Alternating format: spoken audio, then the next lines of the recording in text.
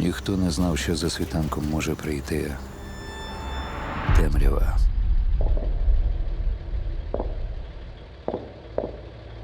Вона вдерлася в Україну з лютим ворогом. Пітьма та морок хотіли поглинути нас.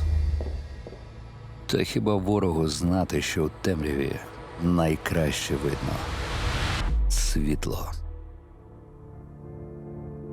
І воно є у кожному з вас.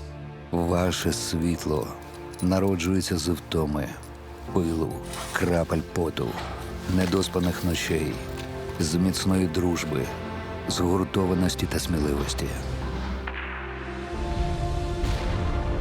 Кожен із вас сяє зсередини. Ваше світло пульсує в мільйонах міст, сіл, домівок.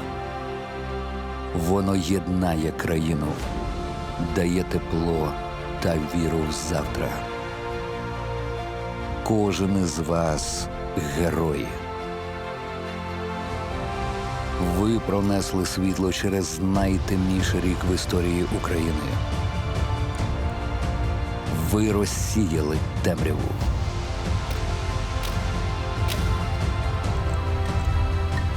Ви незгасимі. Ви не зупиняєтесь на шляху до перемоги, допоки ви добуваєте, виробляєте, ремонтуєте, відбудовуєте. Країна може бути впевнена, що попереду нас чекають світлі часи. Люди світла, дякуємо.